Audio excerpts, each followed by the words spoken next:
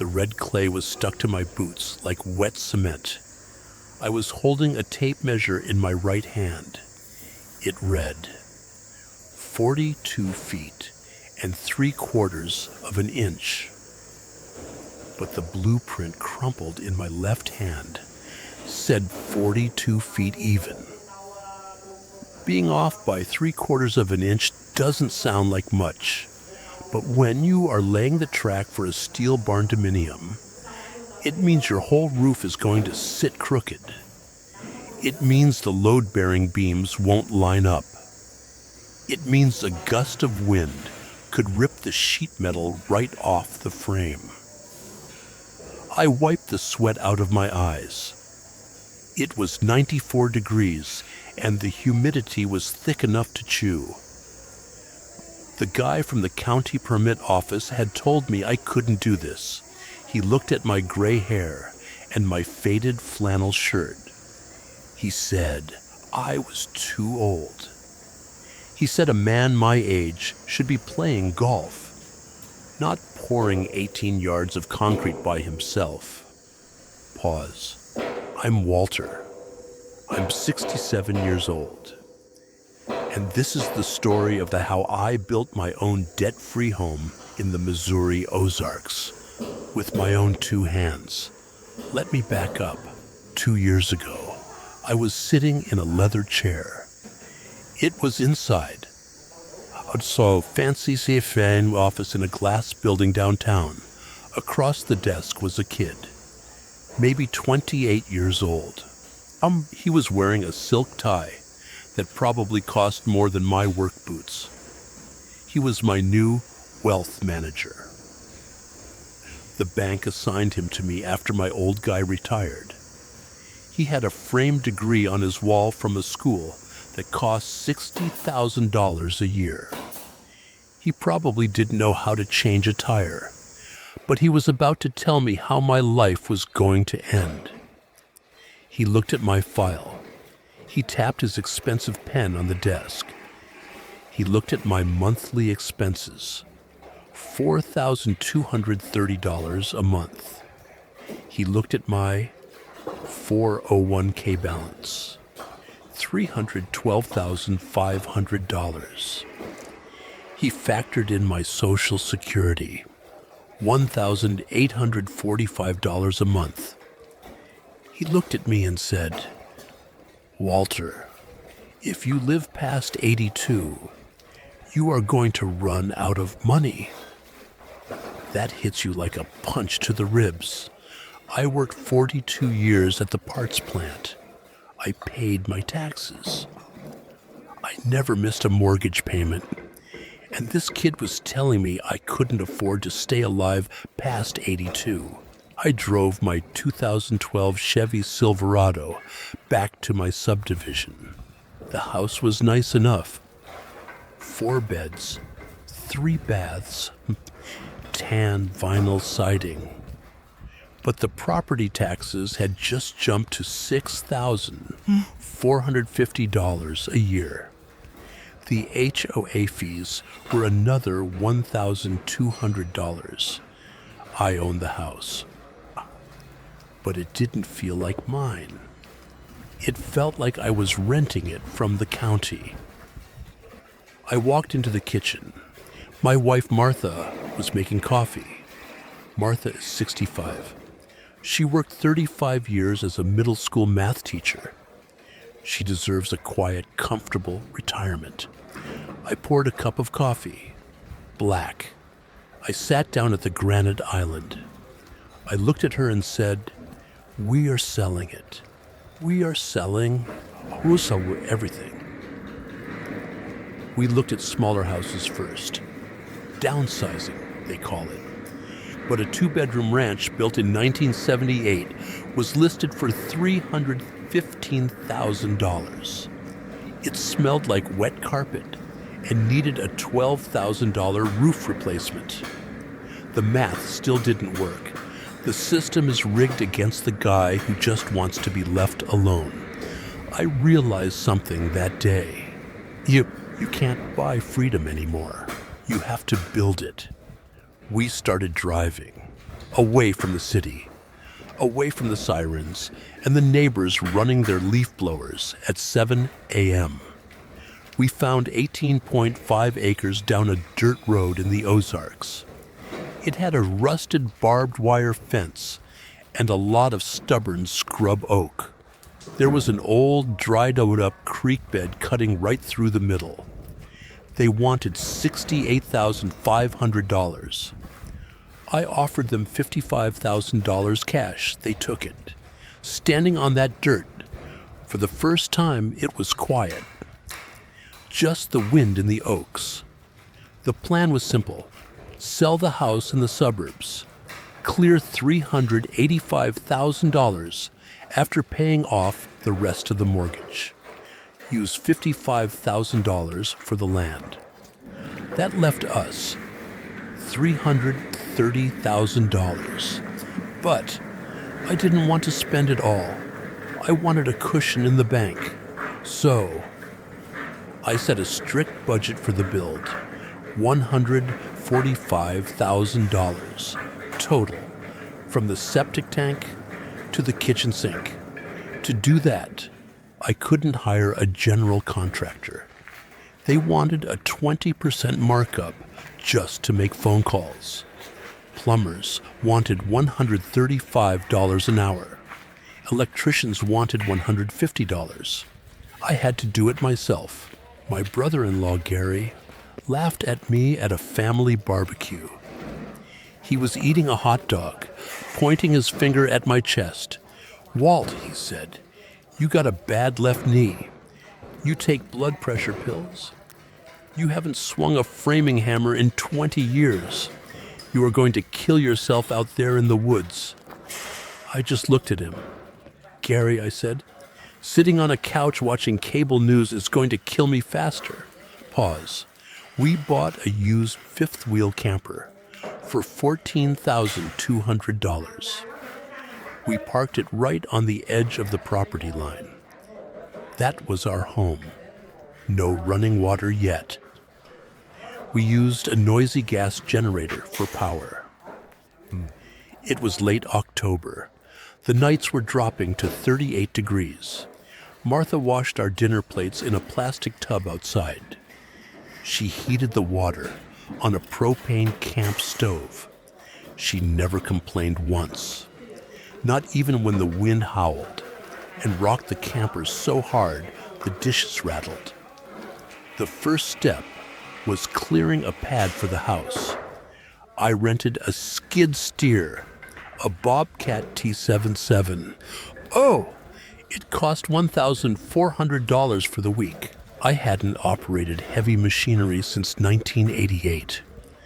I spent 3 days moving dirt and ripping out limestone rocks the size of engine blocks. My back ached in places I didn't know I had muscles. My hands were blistered and raw, even through the leather work gloves. But every bucket of dirt I moved, it was mine. Then came the first real test. You can't live without water. I hired a local well driller, a guy named Tom. He charged $22 a foot. He pulled his massive rig onto the lot on a Tuesday morning. He told me water was usually at 150 feet in this county. That would be up $3,300. I had budgeted $5,000 just in case. He started drilling 100 feet. Dry dust. 200 feet. Still dry. Every foot he drilled, I watched $22 vanish from my bank account. At 315 feet, I was standing in the sun, sweating through my shirt. My chest felt tight. That was $6,930 down a hole. And still no water. Tom shut off the diesel engine on the rig. He walked over. He was wiping thick black grease off his hands with a red shop rag. He looked me dead in the eye. "Walt," he said, "we hit solid granite. I can keep going. but it might be another 200 feet. Or we might never hit it. Your call. I had to make a choice. Right then. Spend another $4,000 on a gamble? Or pack it up, sell the dirt at a loss, and crawl back to the suburbs? I looked at Tom. He was waiting. He had that greasy red shop rag in his hand. $22 a foot. My retirement account balance was flashed in my head. I thought about the kid in the fancy suit downtown. I thought about the $6,450 property tax bill. Keep drilling, I said. My voice was a little rough. Tom fired the massive diesel engine back up. The ground vibrated under my boots. 350 feet, dry rock. 380 feet, dust. 402 feet. Then, a sound.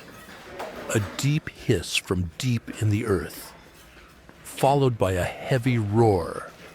Clear, cold Ozark water shot straight up out of that PVC casing. 15 gallons a minute. I held my hand under the stream. It was the sweetest water I ever tasted. The final bill was $8,844.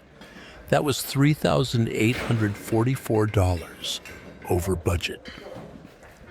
Day one. And I didn't even have a shovel in the dirt for the house yet. Pause. Now I needed a foundation. A 1,850 square foot slab. 64 feet long. 28 feet wide. Plus a 10-foot bump out for the front porch.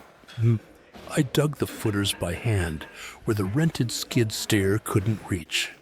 The Ozark clay was like iron. Every shovelful felt like lifting a bowling ball. I tied the steel rebar grid myself. Number 4 rebar, spaced exactly 16 inches apart. I used a simple wire twister.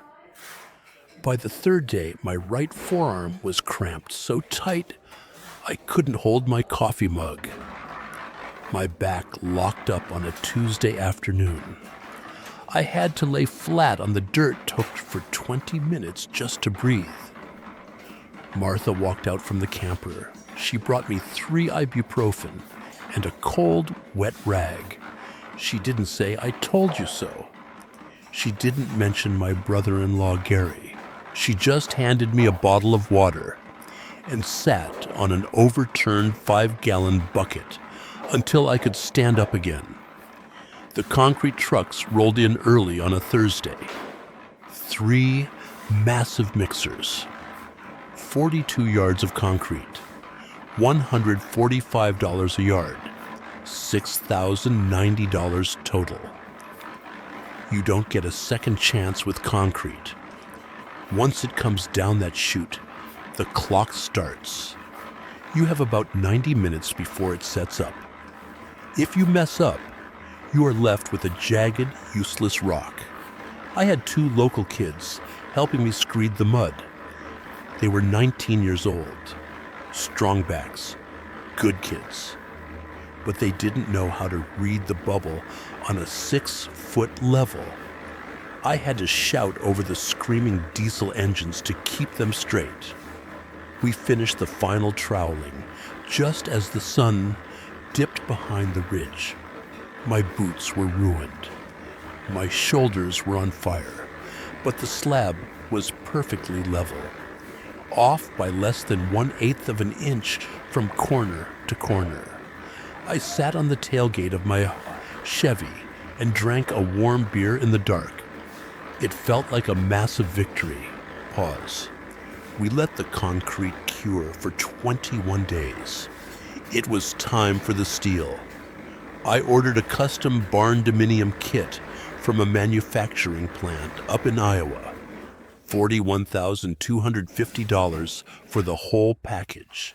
Red iron main frames, steel purlins, wall girts, and heavy 26-gauge sheet metal. It weighed exactly 24,000 pounds. It was supposed to arrive on an 18-wheeler flatbed. They were supposed to drop it right next to my pristine concrete pad. It was a Tuesday afternoon, 2:15 p.m. The flatbed backed down the long dirt driveway. The driver stepped out of the cab. He was chewing an unlit cigar. He looked at the slight incline leading up to the concrete pad. Then he looked at me. "I ain't driving up that," he said. "The mud is too soft. I'll get my rig stuck. A heavy wrecker tow truck out here will run me $800 minimum." I pointed up the hill to the pad. "That's where the steel goes. I paid a premium for site delivery." He shook his head. He crossed his arms. "I'm dropping it right here. Or I'm chaining it back down and taking it back to Iowa. And you still pay the $2,500 freight charge. Your call, buddy." I looked at where he was standing. It was the absolute lowest point of my 18.5 acres, right smack in the middle of the old dry creek bed. I hadn't seen a single drop of water in that creek since we bought the dirt. The ground was cracked. The stones were covered in dry moss. I was exhausted. I was tired of fighting. I didn't want to argue with a man holding my entire house hostage on a trailer. "Fine," what I said. "I'd drop it." He unstrapped the massive load. The heavy forklift slid the steel bundles off the trailer. Stack after stack. Huge red iron I-beams. Giant coils of sheet metal. 24,000 pounds of steel, sitting right in the middle of a dry ditch. He honked his horn twice and drove off. I felt sick to my stomach, but I figured, I have a rented skid steer. I can move it piece by piece up the hill to the pad tomorrow morning. It will just take a little elbow grease. Pause. We went back to the fifth-wheel camper that night. We ate canned chili for dinner. I turned on the small battery-powered radio to catch the local news. The weatherman's voice crackled through the cheap speaker. A massive late-season, low-pressure system was stalling over the Missouri Ozarks. They were calling for rain, not just a passing shower. 6 to 8 inches of rain over the next 48 hours. A severe flash flood warning was issued for our exact county. The biggest storm system this area had seen in 12 years. I stopped eating. The spoon clinked against the bowl. I looked out the camper window. The moon was shining on the steel bundles at the bottom of the hill. They were sitting in a natural funnel. If 8 inches of rain hit this rocky ridge, that dry creek bed was going to turn into a raging river. A river that would bury $41,250 worth of steel in 3 feet of thick, acidic mud. The red iron would rust. The lighter steel purlins would bend and snap under the force of the water. The sheet metal would be ruined. And I had absolutely zero insurance on raw materials sitting uninstalled on the dirt. A total loss. It would wipe out half my remaining cash. It was 9:30 p.m. The rain was supposed to start at dawn. I had a 7,000-pound skid steer and 24,000 pounds of steel. I stood up. I laced my heavy leather boots back up. I grabbed the heavy logging chains from the truck bed. I looked over at Martha. "Put on a pot of coffee," I said. "A big one." The headlights of the rented Bobcat T77 cut through the pitch black. It was 9:45 p.m. The air had dropped to 42 degrees. I could see my breath inside the cab. I drove the heavy machine down the dirt hill, toward the dry creek bed, toward 24,000 pounds of steel. My plan was brute force. I didn't have fancy nylon lifting straps. I didn't have a rigging crew. I just had 20 feet of 3/8 inch grade 70 transport chain. I hopped out of the cab. The wind was picking up. It smelled like rain. Heavy, wet rain. I wrapped the cold steel chain around the first bundle of red iron columns. Each column weighed 680 pounds. There were 4 in a bundle. That is 2,720 pounds of dead weight. I hooked the grab hook back onto the chain. I climbed back into the skid steer. I pulled back on the joysticks. The diesel engine roared. The hydraulic arms whined. The front of the skid steer tipped forward just a hair. The heavy iron lifted 2 inches off the dirt. Now came the hard part.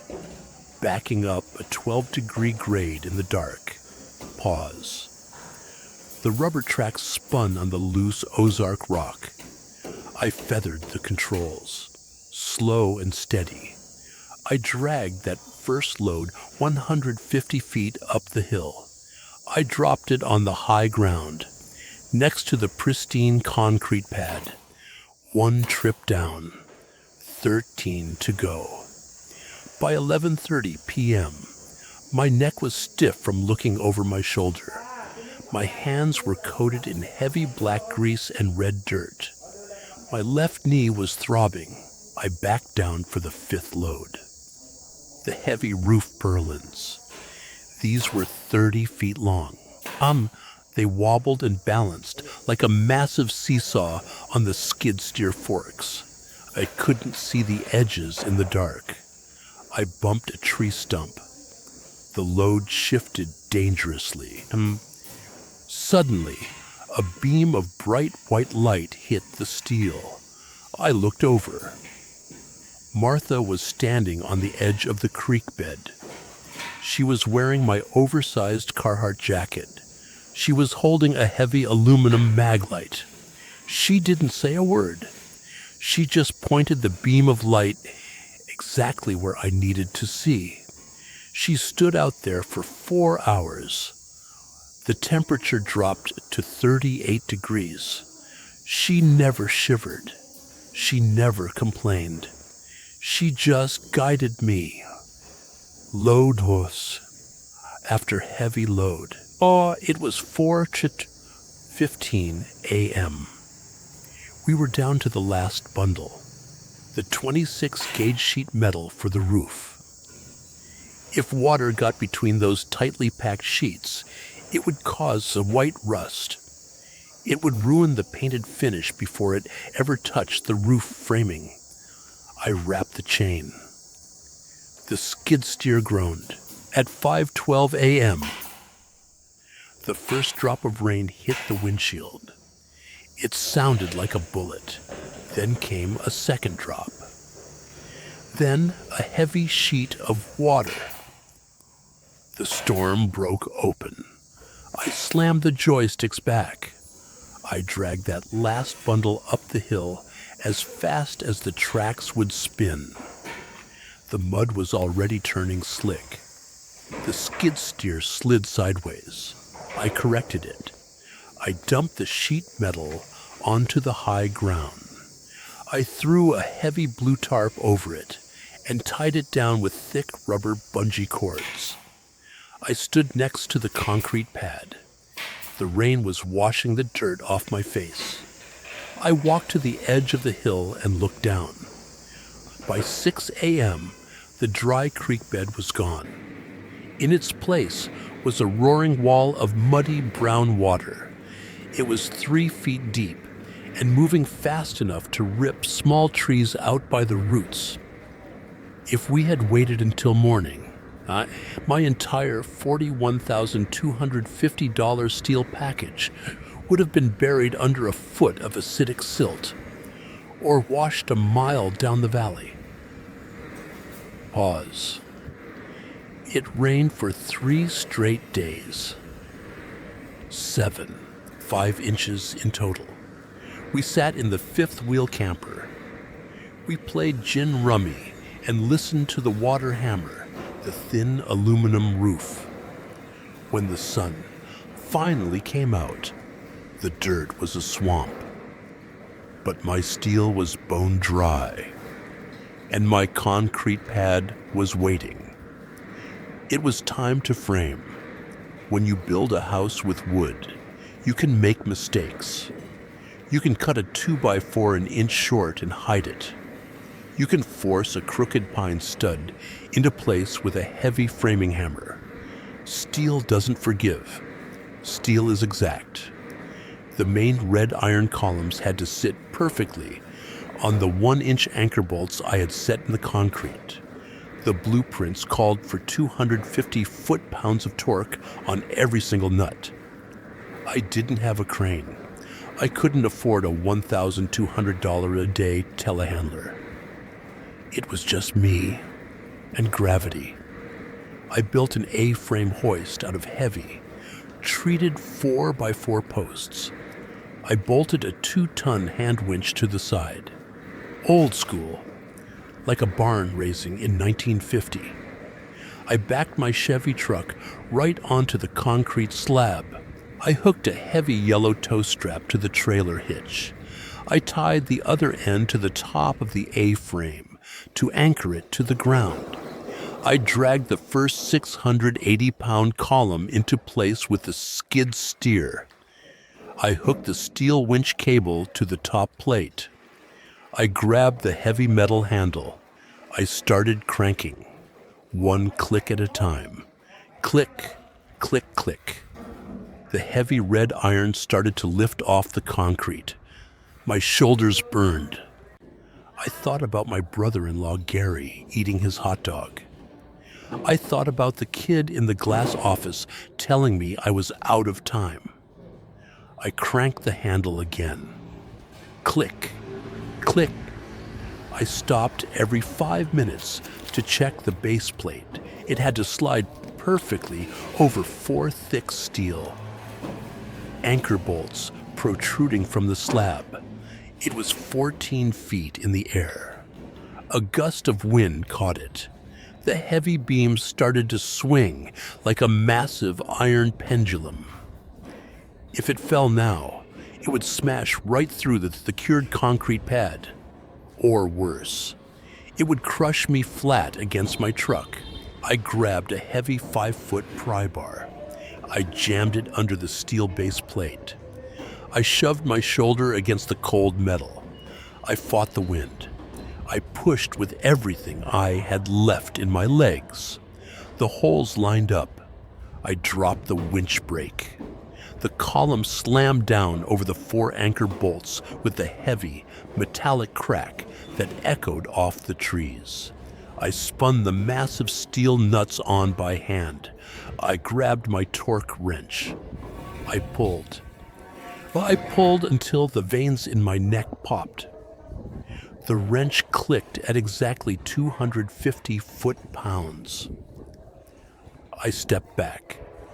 I wiped the sweat off my forehead with the back of my leather glove. I was breathing hard. I looked up.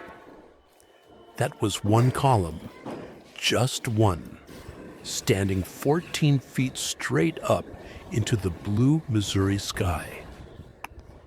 It didn't look like much to anybody else, but to me, it was the first bone of a skeleton. I had 11 more to go, and I was going to stand up every single one of them before the county building inspector ever set foot on my dirt. Standing inside an empty steel shell changes a man. You clap your hands, and the sound echoes off the ribbed metal for 3 solid seconds. It was early December. The wind outside was howling at 35 miles an hour. But inside, it was dead quiet and freezing cold. A steel building is basically a giant refrigerator. If you don't insulate it right, the metal sweats. Condensation drips from the ceiling like a slow rain. It will rot your wood framing before you even hang the drywall. I sat on an overturned 5-gallon bucket. I pulled a crumpled spiral notebook from my back pocket. I looked at the math. I had exactly $84,766 left in the budget. I called the biggest local insulation outfit in the county. A guy named Rick came out in a brand new Ford F250. He looked at my 16-foot vaulted ceilings. He tapped his shiny clipboard. He quoted me $14,250 for closed-cell spray foam. I looked at him. I looked at his expensive truck. I folded the quote in half and handed it back. I didn't have $14,250 to spray foam on a ceiling. I had to find another way. Pause.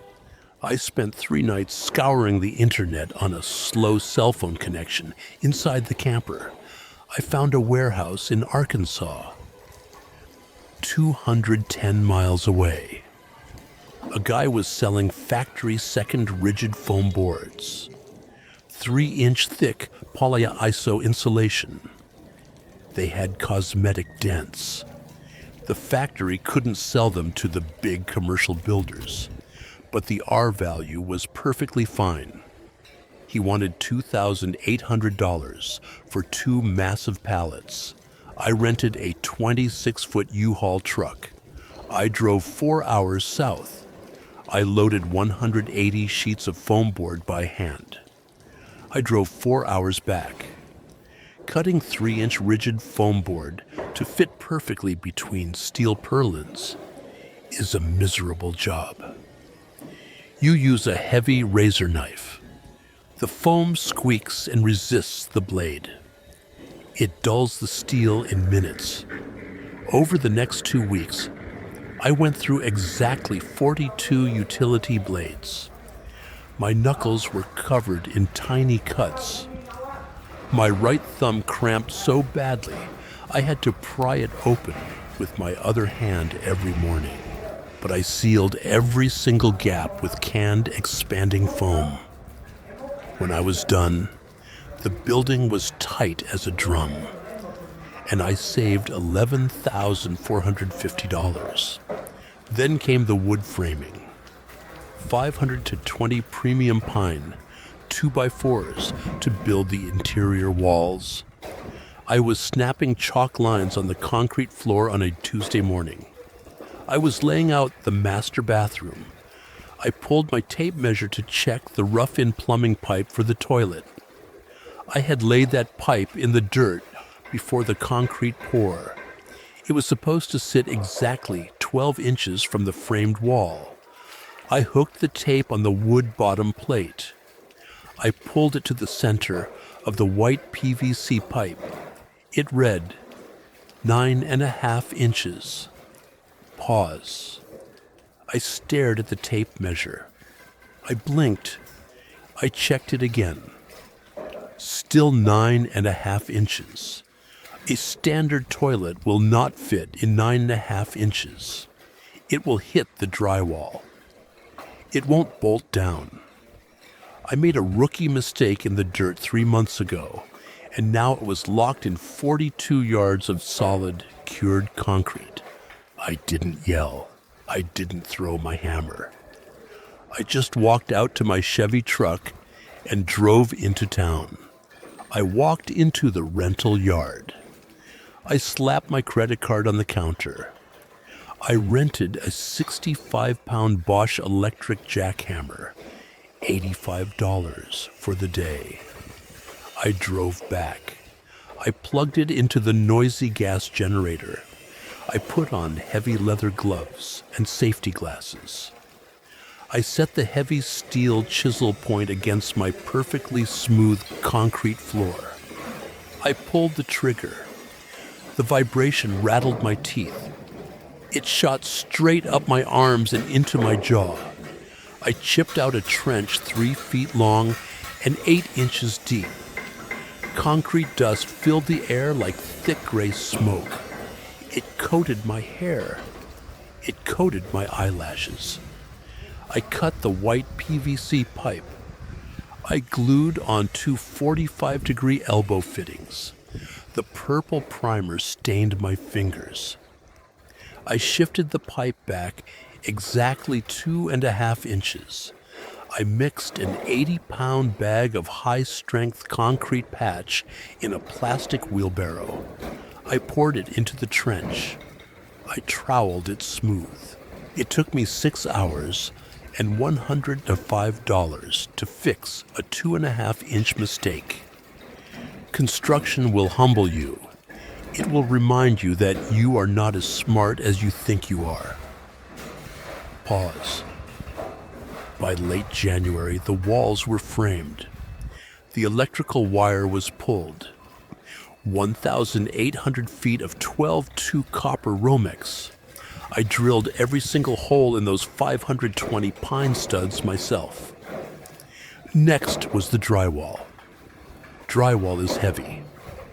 It is awkward.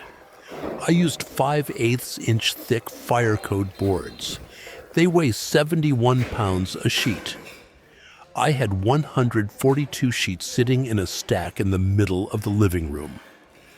Lifting 71 pounds over your head at 67 years old is a good way to tear a rotator cuff. I built a T-brace out of scrap 2x4s. An old-timer trick.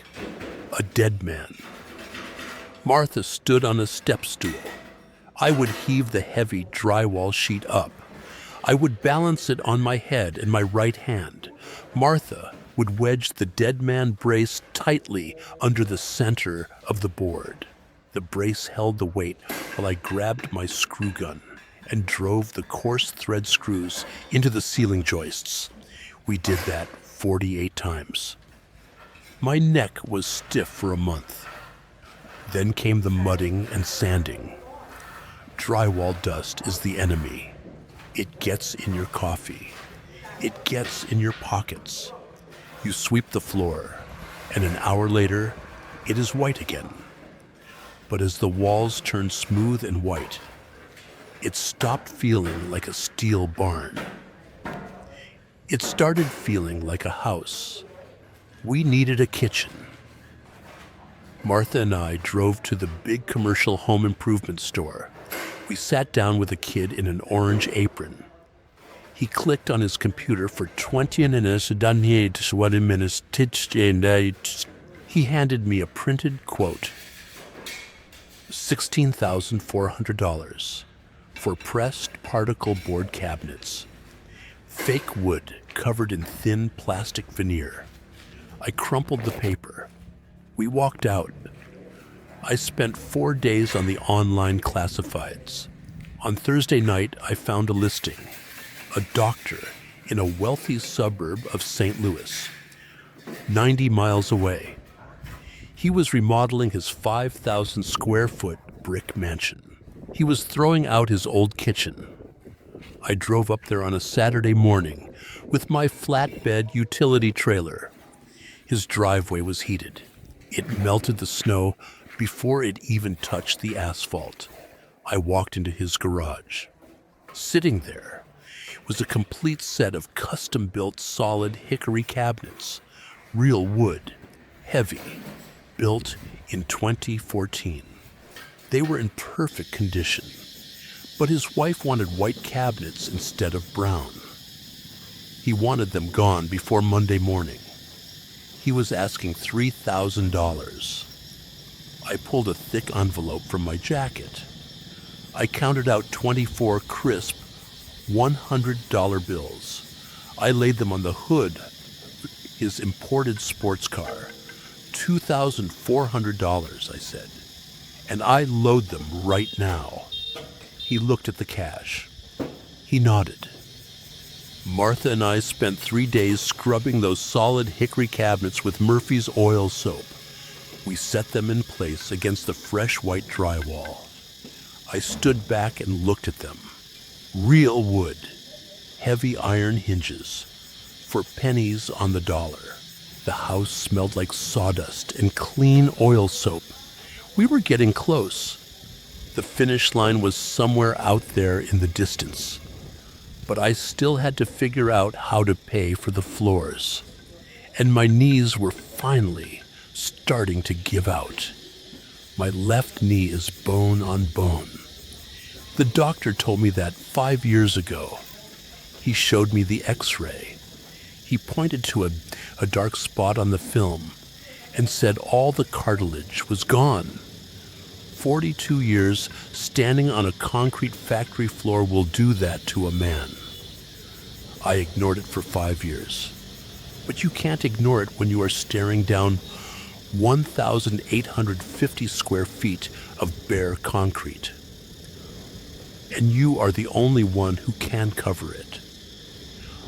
I didn't have the budget for real hardwood. Hardwood is $8 a square foot, plus installation, plus a plywood subfloor. It would have cost me $16,000. I went to a wholesale liquidator down in Springfield. I bought 98 boxes of commercial-grade vinyl plank. It had a heavy 20 mil wear layer, 100% waterproof. It looked just like rough sawn oak. It cost me $2.15 a square foot, $3,977.50 total. Each box weighed 42 pounds. I loaded all 98 boxes into my Chevy. The rear leaf springs sagged right down to the bump stops. I drove home at 45 miles an hour with the hazard lights flashing. Pause. Laying plank flooring is not complicated. You lock the long edge. You drop the short edge. You tap it tight with a rubber mallet and a heavy nylon block, but you do it on your knees. It was a Tuesday morning in late February. I strapped on a pair of thick foam knee pads. I snapped a blue chalk line down the exact center of the living room. You never start a floor off a wall. Walls are never perfectly straight. You start in the middle and work your way out. I opened the first box. I laid the first plank. Click, tap, tap. Box 2. Box 3. By box 12, my jeans were soaked in sweat. The foam knee pads were flattened out to nothing every time I stood up to cut a plank on the miter saw. A sharp, hot wire of pain shot from my left kneecap straight up into my hip. I kept going. By 2 p.m., my left knee swelled up to the size of a grapefruit. I couldn't bend the joint. I couldn't straighten it. I was sitting flat on the concrete. I was holding a heavy rubber mallet in my right hand. I looked at the stack of boxes. I had 82 left, 4,001, 116 pounds of flooring sitting in my living room. I dropped the mallet. It echoed in the empty house. For the first time in 8 months, I thought I was beat. I was 67 years old. I was out of gas. I heard a heavy diesel engine coming down the dirt driveway. I pulled myself up, using the kitchen counter. I looked out the front window. It was a battered 1998 Dodge Ram flatbed.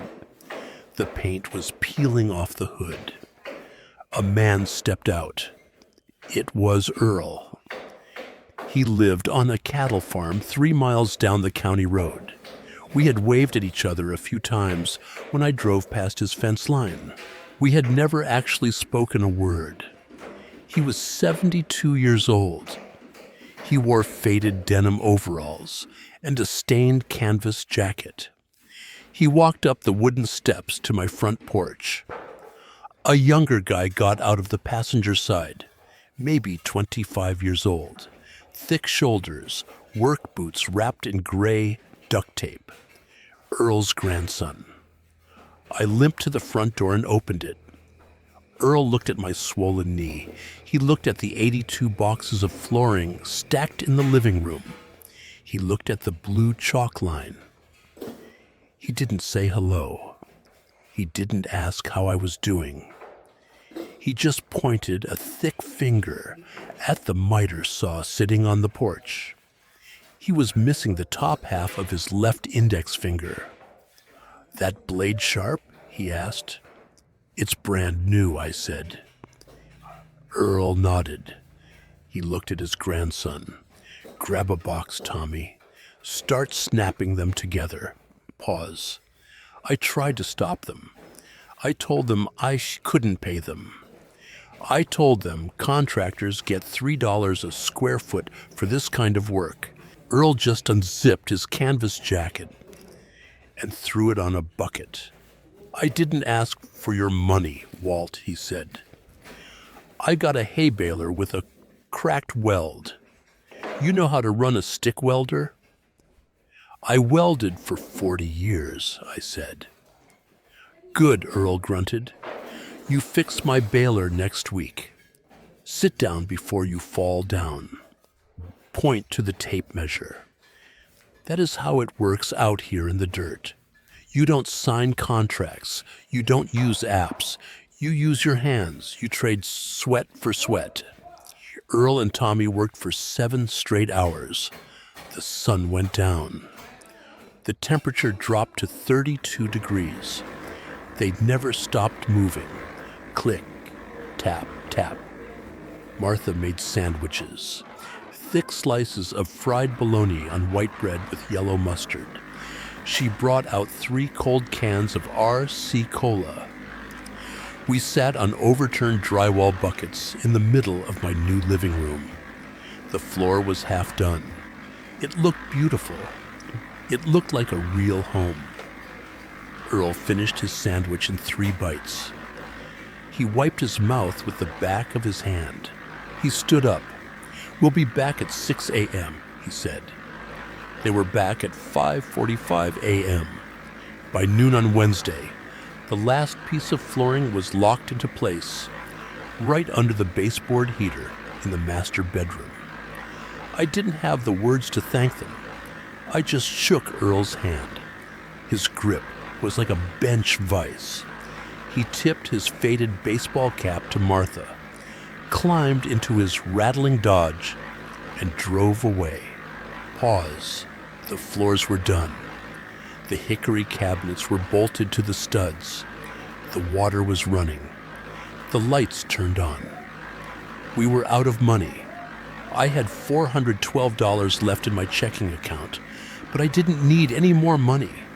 I just needed one piece of paper. The certificate of occupancy. The county building inspector was scheduled for Friday morning at 9 a.m. His name was Davis. He was the same guy who sat in that air-conditioned permit office 10 months ago. The guy who looked at my gray hair and told me I belonged on a golf course. The guy who said I was too old to build a house. I spent Thursday night sweeping every inch of that floor. I wiped down the custom hickory cabinets. I made sure every single switch plate was perfectly level. I didn't sleep a wink. I just sat in the dark inside my truck, drinking black coffee out of a thermos, waiting for the sun to come up, waiting for Davis, if he found a code violation. If he didn't like the way I wired the breaker box or pitched the plumbing under the slab, he could red tag the whole house. He could force me to tear out the drywall. He could stall me for another 3 months. Months I didn't have. Money I didn't have. At 8:55 a.m., A White County Ford Explorer pulled down my driveway. The tires crunched on the gravel. Davis stepped out. He was carrying a thick metal clipboard. He put on a yellow hard hat. He didn't look at me. He just walked straight up to the front door. The final test was here. Davis walked through the front door. He didn't wipe his muddy boots. He was carrying a little yellow plug-in tester. He walked straight into the kitchen. He jammed the tester into the GFCI outlet above my $2,400 hickory cabinets. Yeah, 2 green lights popped on. Good. He walked to the 200-amp breaker box in the utility room. He pulled the gray metal cover off. He shined a heavy flashlight on my wiring. 1,800 feet of copper Romex. I held my breath. He spent 4 minutes staring at the neutral bus bar. Not a single word. He walked into the master bathroom. He flushed the toilet, the one I had to jackhammer the concrete for. It flushed perfectly. He spent 52 minutes walking through my 1,850 square foot house. He checked the window egress. He checked the hardwired smoke detectors. He checked the pitch of the roof outside. Finally, he stopped in the living room. He stood on my $2.15 a square foot vinyl floor. He pulled a bright green sticker off his heavy metal clipboard. He slapped it right on the inside of the front door frame. He looked at me. "Your panel is cleaner than most of the union guys in town, Walt," he said. He turned around and walked out. He didn't apologize for telling me I was too old 10 months ago. He didn't have to. The green sticker said it all. Pause. We moved out of the fifth-wheel camper that afternoon. We sold it 3 days later to a hunter from Arkansas for $13,500. It cost us exactly $700 to live in it for 10 months. That night, Martha and I sat at the granite island, the one we brought from the old house in the suburbs. I pulled out my crumpled spiral notebook. I looked at the final numbers. Remember that kid in the glass office downtown? The one with the $60,000 degree and the silk tie? He told me I would be broke by the time I was 82. He told me my $12,500 retirement account wasn't enough to survive. Here is the real math. We sold the suburban house and cleared $385,000. We bought 18.5 acres for $55,000. I built a 1,850 square foot custom steel barn. Dominium from the dirt up. I set a strict budget of $145,000. My final out-of-pocket cost was $142,318. I came in 2006, sick $182 under budget. We have zero debt, no mortgage, no banknotes. In the suburbs, my property taxes were $6,450 a year. The HOA was $1,200. Out here in the Missouri Ozarks, my land is zoned agricultural. My property tax bill for 18.5 acres and a brand new steel house came in the mail last week. It was $14.82 for the whole year. Our monthly expenses dropped from $4,230 down to just $815. That covers electricity, groceries, internet, and gas for the Chevy. My 401k hasn't been touched. It is still sitting right there in the bank, growing. I can live to be 110 years old, and the system can't touch me. Pause. People ask me if I would do it again.